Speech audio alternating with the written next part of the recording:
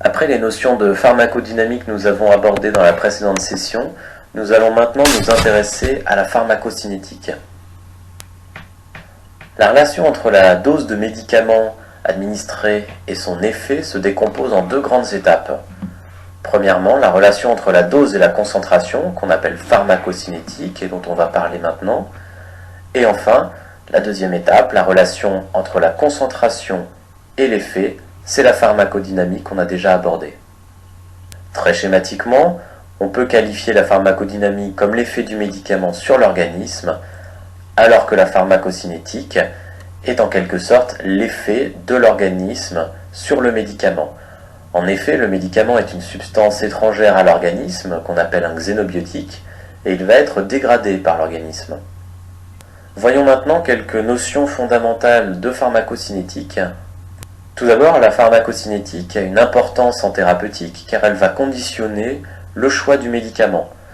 De par l'élimination de ce médicament d'abord, en effet, un médicament principalement éliminé par voie rénale devra être soit remplacé par un autre médicament, soit sa posologie sera adaptée en cas d'insuffisance rénale. On peut également orienter le choix du médicament qui sera guidé par des interactions éventuelles entre certains médicaments. Par ailleurs, la pharmacocinétique conditionne les modalités d'utilisation du médicament. La pharmacocinétique des médicaments va orienter notamment sur le choix de la posologie optimale, donc la dose et la fréquence d'administration, mais également sur la voie d'administration. Entre la dose d'un médicament administré et la concentration plasmatique obtenue, on a 4 étapes. Tout d'abord, l'absorption, encore appelée résorption, la distribution, la métabolisation, qui est un terme anglais francisé, et l'élimination. Nous allons revoir dans le détail ces 4 grandes étapes. Tout d'abord, l'absorption. Elle représente le passage d'une molécule dans le compartiment sanguin. Alors la voie la plus couramment utilisée, c'est la voie orale, et dans ce cas, l'absorption caractérise le passage de la lumière intestinale vers le compartiment sanguin. Le médicament, sur ce schéma, vous le voyez, est représenté en vert. Il va passer de la lumière intestinale ou de l'estomac, dans une moindre mesure, au compartiment sanguin. C'est l'absorption ou résorption orale. Le terme d'absorption s'applique également à d'autres voies, comme la voie intramusculaire. Une particularité, bien évidemment, est la voie IV, pour laquelle on administre directement le médicament dans le compartiment sanguin. L'absorption cutanée qualifie le passage d'une substance qu'on applique sur la peau à la circulation systémique. Elle se déroule en plusieurs étapes: l'absorption au niveau de l'épiderme, la diffusion passive, la résorption à proprement parler, et enfin la diffusion à la circulation générale. Voyons maintenant les différents mécanismes de l'absorption des médicaments. Le premier est la diffusion passive. C'est un mécanisme non saturable et non spécifique. Le médicament va passer à travers les phospholipides qui constituent la plus grande partie des membranes cellulaires. La diffusion passive est régie par la loi de Fick qui va conditionner la vitesse d'absorption du médicament. Plus le gradient de concentration de part et d'autre de la membrane est élevé, plus la vitesse d'absorption, de diffusion à travers cette membrane, sera importante. D'autres facteurs interviennent dans cette loi de Fick, notamment le pKa qui conditionnera l'ionisation du médicament, le coefficient de partage qui caractérise la liposolubilité de la forme non ionisée, mais également des caractéristiques propres à la membrane, sa surface et son état. La filtration est le second mécanisme qui concerne des molécules hydrosolubles et de petite taille, peu chargées. Elles vont suivre un flux d'eau à travers des pores protéiques dans la membrane cellulaire et va suivre les forces oncotiques ou osmotiques, voire hydrostatiques. Le troisième mécanisme est la diffusion passive facilitée. Elle suit un gradient de concentration, mais la vitesse sera supérieure, elle n'est pas proportionnelle au gradient, et ce grâce à un transport protéique qui ne nécessite pas d'énergie. Alors qui dit transport protéique dit mécanisme saturable. Enfin, le dernier mécanisme est le transport actif. Il va permettre le passage d'une molécule contre un gradient de concentration. Pour cela, des transports protéiques spécifiques d'un composé endogène seront nécessaires, et ces transports protéiques seront empruntés par le xénobiotique par analogie structurale avec le ligand naturel. Ces transports sont donc plus ou moins spécifiques pour le médicament. Ce transport actif nécessite une consommation d'énergie et c'est lui aussi un processus saturable. Alors vous retrouverez sur ce schéma représentés les 4 modes d'absorption des médicaments, les 4 mécanismes. Le premier, la diffusion passive facilitée, avec un transporteur qui permet d'améliorer la diffusion passive, qui n'est donc plus proportionnelle au gradient. Le deuxième, c'est le transport actif, avec consommation d'énergie, consommation d'ATP. Le troisième est la diffusion passive à travers les phospholipides de la membrane cellulaire. Et enfin, le dernier, la filtration, on suit les mouvements d'eau à travers des pores protéiques. De nombreux facteurs vont influencer l'absorption des médicaments. Les premiers sont les caractéristiques de la molécule, à commencer par sa taille. Les petites molécules, on s'en doute, vont franchir plus facilement l'épithélium. La stabilité de la molécule en milieu acide sera également importante, notamment pour la voie orale. L'estomac est en effet un milieu très acide et les molécules instables pourront être dégradées à ce niveau-là. Le pKa est également très important puisqu'il conditionne le degré d'ionisation des molécules. Or, les molécules non ionisées passent plus facilement les membranes. Enfin, le coefficient de partage ou hydroliposolubilité va déterminer le passage à travers les différentes couches des membranes et également le pouvoir de diffusion puis de stockage au niveau des différents organes. La forme galénique du médicament est un autre facteur qui peut influencer son absorption.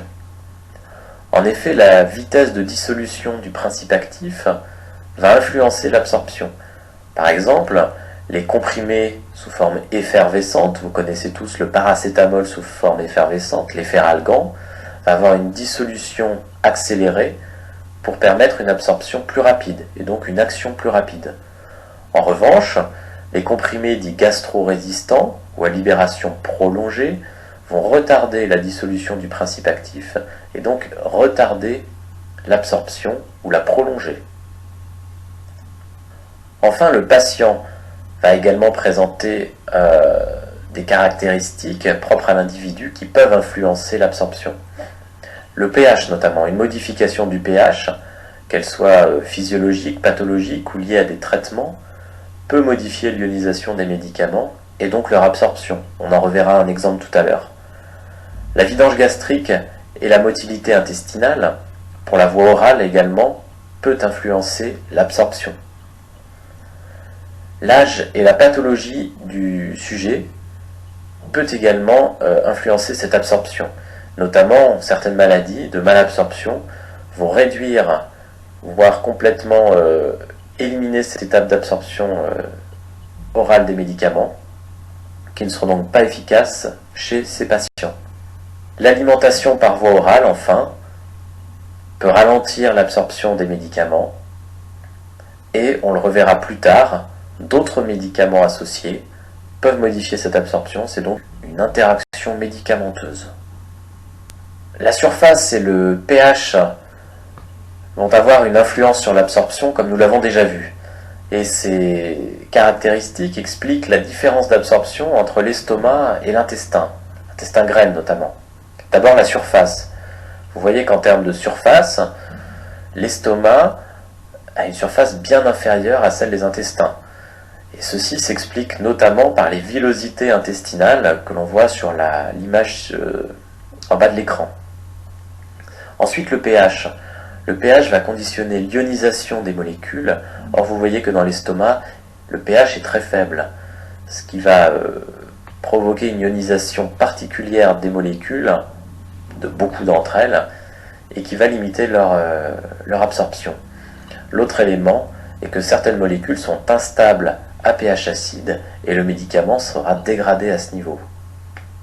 En résumé, retenez que l'absorption est faible au niveau de l'estomac et qu'elle est majoritaire au niveau de l'intestin grêle, notamment le duodénum.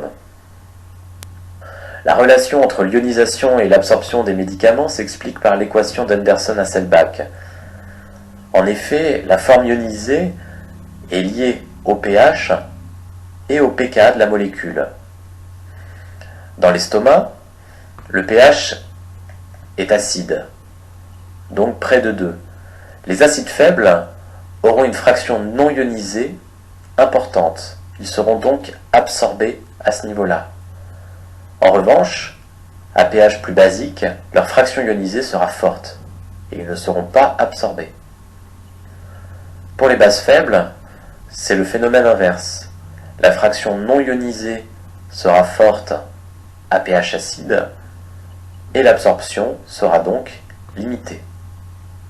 La fraction non ionisée en revanche sera plus importante à pH basique et l'absorption sera forte. L'absorption des médicaments est caractérisée par la biodisponibilité. La biodisponibilité peut se définir comme le pourcentage de médicaments qui atteint le compartiment sanguin. La biodisponibilité est appelée F. Pour la voie orale, la biodisponibilité dépend du passage de la barrière intestinale et également de l'effet de premier passage hépatique.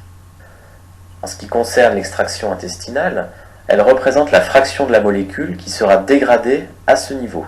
En effet, certaines enzymes de la muqueuse intestinale vont dégrader le médicament ou provoquer un efflux de médicaments vers la lumière intestinale. L'effet de premier passage hépatique caractérise, lui, la première dégradation du médicament après le passage de la barrière intestinale. En effet, le médicament va se retrouver dans la circulation mésentérique et va arriver au système porte, subissant ce premier passage hépatique. À ce niveau-là, au niveau du foie, des systèmes enzymatiques vont également détruire le médicament, et c'est l'effet de premier passage hépatique. Donc avant d'atteindre la circulation systémique, le médicament pris par voie orale va subir l'extraction intestinale et l'extraction hépatique. La biodisponibilité F de la voie orale, PEROS, sera donc déterminée par le coefficient d'absorption multiplié par 1 moins l'extraction intestinale, ce qui va donc rester du médicament après l'extraction intestinale, multiplié par 1 moins l'extraction hépatique, ce qu'il va rester du médicament après l'extraction hépatique. La biodisponibilité de la voie intraveineuse, elle est de 100%. C'est logique, on administre directement le médicament dans le compartiment sanguin, donc l'intégralité du principe actif se retrouvera à ce niveau-là. En revanche, la biodisponibilité de la voie orale, donc PEROS, est très variable. Elle peut en effet être comprise entre 0 et 100%. Ceci est lié aux propriétés de la molécule, évidemment, à l'effet de premier passage hépatique, qui est une particularité de la voie orale, et également au passage de la membrane intestinale. Si la biodisponibilité est très variable, en revanche, la voie PEROS est très appréciée, vous vous en doutez, pour sa facilité d'utilisation. La voie IV, à l'opposé, est une voie qui garantit une biodisponibilité complète, l'absence de premier passage hépatique, qui est une action plus rapide également, mais une facilité d'utilisation moindre et une contrainte moindre. Les voies intramusculaires et sous-cutanées sont du point de vue pharmacocinétique et de la biodisponibilité assez comparables. La voie transdermique, elle, montre une biodisponibilité assez bonne, 80 à 100%, et une utilisation relativement facile. En revanche, des contraintes galéniques importantes. Calculer la biodisponibilité par voie orale d'un médicament. Eh bien, pour cela, on s'intéresse à l'air sous la courbe, dont l'abréviation courante est AUC. Ça vient de l'anglais. L'AUC représente l'évolution de la concentration plasmatique du médicament au cours du temps.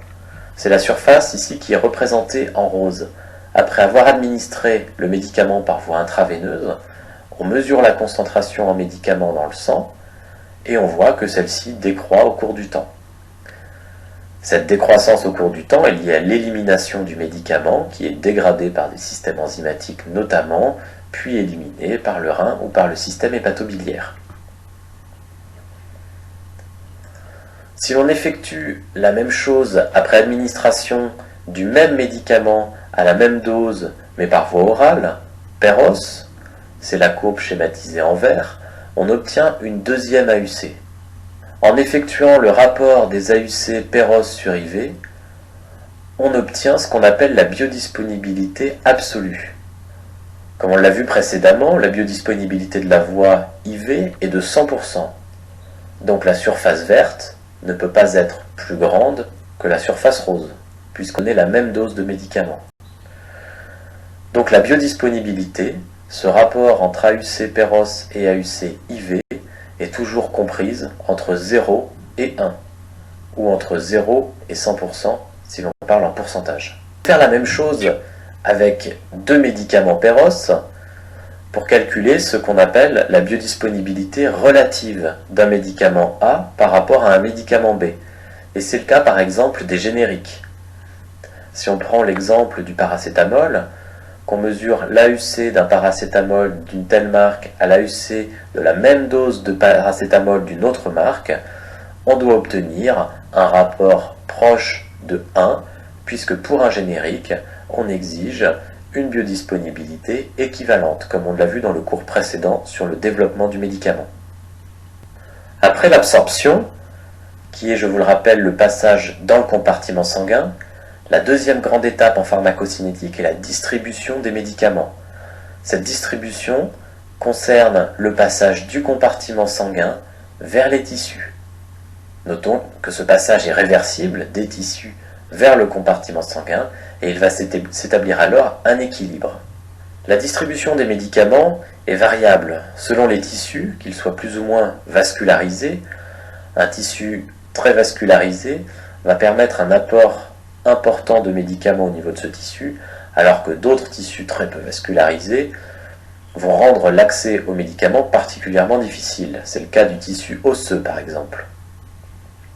L'hydro- et la lipophilie des tissus est également importante et à mettre en balance avec l'hydro- et la lipophilie de la molécule. Par exemple, les molécules très lipophiles vont avoir tendance à diffuser et à se stocker dans les tissus gras, alors que les molécules hydrophiles vont avoir tendance à diffuser vers les tissus les moins lipophiles. La présence de barrières anatomophysiologiques peut également diminuer la distribution des médicaments et jouer sur leur perméabilité. C'est le cas notamment de la barrière hémato-encéphalique au niveau central. Ça va être le cas du placenta chez la femme enceinte.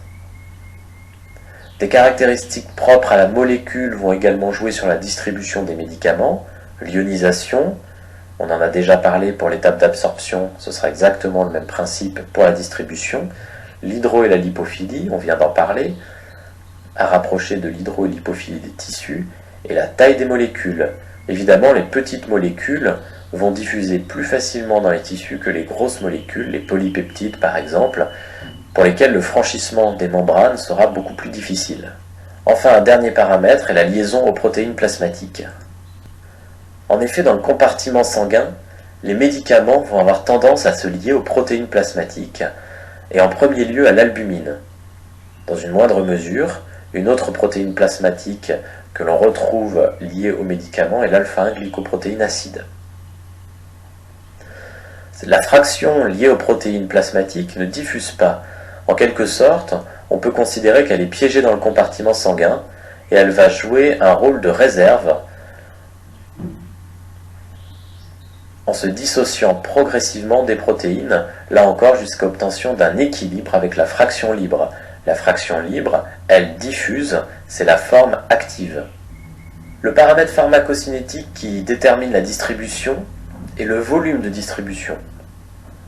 On le définit comme le rapport entre la quantité de médicaments dans l'organisme, la dose administrée donc, et sa concentration sanguine.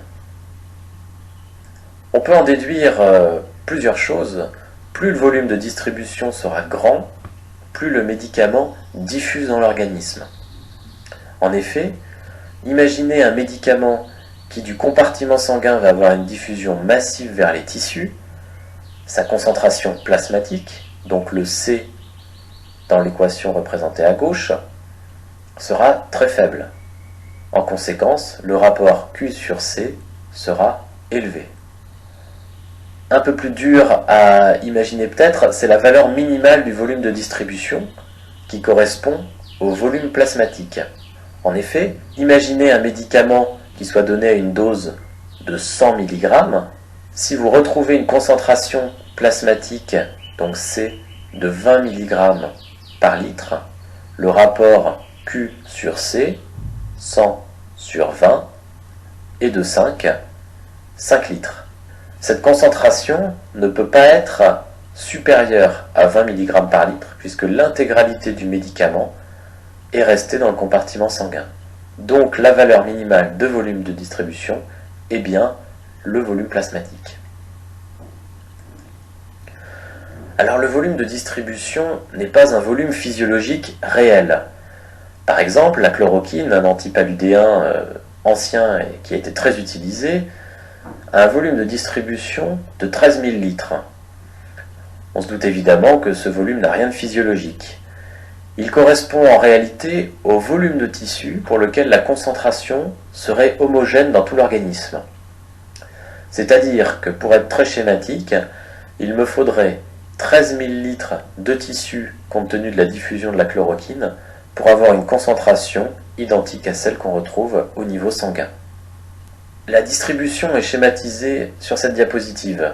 Le médicament administré, représenté par le rond vert à droite de l'écran, atteint le compartiment sanguin. C'est la phase d'absorption ou de résorption. Il s'établit à ce niveau-là un équilibre entre la forme liée, inactive, et la forme libre, qui est active et qui va diffuser. Il s'établit un équilibre entre forme liée et forme libre, et cette forme libre va avoir tendance à diffuser vers les tissus jusqu'à un état d'équilibre entre les concentrations sanguines et tissulaires. Pour schématiser le volume de distribution, vous voyez à gauche de la diapositive la majorité du médicament à l'équilibre qui se trouve au niveau des tissus. Le volume de distribution est donc important. La majorité du médicament a diffusé et a quitté le compartiment sanguin. En revanche, un autre médicament, schématisé à droite de la diapositive, est principalement dans le compartiment sanguin à l'état d'équilibre. Une faible fraction seulement reste dans le tissu, le volume de distribution est donc faible. Après l'absorption et la distribution, la troisième grande étape est la métabolisation des médicaments. La métabolisation, c'est la biotransformation du médicament par des enzymes. Ces enzymes se trouvent essentiellement situées au niveau hépatique, au niveau du foie, mais on en retrouve également au niveau des intestins, des poumons, de la peau et des reins. La métabolisation va faciliter l'élimination ultérieure des médicaments. Par exemple, un médicament lipophile ne pourra pas être éliminé par voie urinaire sans métabolisation préalable. En effet, la métabolisation va transformer cette molécule en métabolite qui sera hydrosoluble. On a deux grands types de réactions de métabolisation. Phase 1, qui consiste en des hydroxylations, et phase 2, des réactions de conjugaison avec l'acide glycuronique ou sulfate. L'activité pharmacologique des métabolites, donc des produits issus de la biotransformation des médicaments, est variable. La majorité des métabolites sont inactifs. Ils n'ont pas d'effet pharmacologique. Certains métabolites sont partiellement actifs. Ils ont une activité atténuée le plus souvent. Enfin, dans certains cas, le métabolite est actif alors que le médicament d'origine ne l'était pas. On appelle ça des prodrogues. Et donc dans ce cas précis, le médicament devra être métabolisé pour être actif. C'est le métabolite qui va présenter les propriétés pharmacologiques attendues. Le principal système enzymatique responsable de la métabolisation des médicaments chez l'homme est le cytochrome P450, dont l'abréviation est CYP, C-Y-P. Le cytochrome P450 est un ensemble enzymatique hémoprotéinique impliqué dans l'oxydation de nombreux médicaments. C'est donc des réactions de phase 1 qui va permettre la transformation de ces médicaments en métabolites, molécules solubles. On le trouve principalement au niveau du foie, mais également au niveau intestinal. On l'avait suggéré tout à l'heure, c'est un des systèmes qui peut limiter l'absorption intestinale des médicaments. Le cytochrome P450 est très peu spécifique. En effet, de nombreux substrats sans analogie structurale vont être métabolisés par le cytochrome P450. L'activité de ces enzymes, du cytochrome P450, est influencée par certaines substances. Ces substances peuvent être des médicaments inhibiteurs, ils vont donc ralentir le cytochrome P450, ou inducteurs, ils vont accélérer la métabolisation du médicament. Ainsi, ces substances qui vont influer sur le cytochrome P450 seront à l'origine d'interactions médicamenteuses potentielles. Et nous serons donc particulièrement vigilants à l'utilisation de médicaments inhibiteurs ou inducteurs du cytochrome P450. Voici un schéma qui représente les différentes voies d'élimination des 200 médicaments qui étaient les plus prescrits en 2002 aux États-Unis. Vous voyez que 75% ou presque des médicaments sont métabolisés avant d'être éliminés, alors qu'un quart des médicaments est éliminé par voie rénale sous forme inchangée. C'est la fraction orange de la première barre du diagramme. Parmi les médicaments métabolisés, en bleu, on voit que presque 75% sont métabolisés par des enzymes du cytochrome P450. C'est la deuxième barre du diagramme. Vous voyez que la partie bleue, qui correspond au CYP, donc au cytochrome P450, est très largement majoritaire. Si l'on s'intéresse à ce cytochrome P450, on voit qu'il a de nombreuses isoformes, la plus fréquente dans la métabolisation des médicaments étant l'isoforme 3A. En effet, elle est responsable de la métabolisation de 46% des médicaments les plus fréquemment prescrits. Et vous voyez que les 4 isoformes les plus courantes sont responsables de 86% des métabolisations de ces médicaments. Après l'absorption, la distribution et la métabolisation, la dernière étape est l'élimination des médicaments. L'élimination va concerner également les formes libres de médicaments, qui vont diffuser à la fois au niveau hépatique et au niveau rénal, pour être éliminés soit sous forme inchangée, soit sous forme de métabolites. Les métabolites, on l'a vu, sont principalement formés au niveau hépatique. Le système hépatobiliaire et le système rénal sont les deux principales voies d'élimination des médicaments. D'autres voies, tout à fait marginales, ont un impact clinique négligeable. En cas d'insuffisance rénale ou d'insuffisance hépatique, l'élimination des médicaments pourra être plus ou moins altérée. Ça aura une conséquence si le médicament est éliminé sous forme inchangée ou si le métabolite est actif. On s'expose alors à un risque de surdosage. Il faudra donc faire particulièrement attention chez les patients insuffisants rénaux ou insuffisants hépatiques au choix des médicaments et à l'adaptation de la bonne dose. L'élimination, c'est donc l'évacuation du médicament et de ses métabolites de l'organisme. Le paramètre pharmacocinétique qui caractérise l'élimination est la clairance. La clairance peut se définir comme le volume épuré de la substance par unité de temps. La clairance totale regroupe toutes les voies d'élimination du médicament. C'est donc la somme des clairances rénales, hépatiques, les deux principales, et des clairances autres, qui peuvent être cutanées, pulmonaires, mais je le répète, qui sont bien souvent négligeables en pratique. La notion de demi-vie d'élimination est très importante pour l'adaptation des posologies. C'est le temps nécessaire pour diminuer de moitié la quantité de médicaments présents dans l'organisme pendant sa phase d'élimination. Le lien entre la clairance et la demi-vie est le suivant. La demi-vie correspond au logarithme népérien de 2 multiplié par le volume de distribution sur la clairance. Donc, plus un médicament aura une clairance importante, plus sa demi-vie sera courte, ce qui est logique. Un exemple sur ce schéma d'un médicament qui est donné toutes les 24 heures et qui a une demi-vie de 24 heures. Chaque administration de médicament correspond à 100 mg. Pour la première administration, on obtient une concentration qui correspond à cette prise de 100 mg. Cette concentration, au bout de 24 heures, sera divisée par 2. Ce qui correspondrait, très schématiquement, puisque là je parle en dose et non en concentration, à 50 mg. Si on redonne 100 mg, on obtient la concentration équivalente à 150 mg. En divisant par 2, au bout de 24 heures, c'est la demi-vie, 65 mg. Le troisième jour, on redonne 100 mg et on obtient 175, et ainsi de suite. Et on observe que les concentrations tendent vers un équilibre.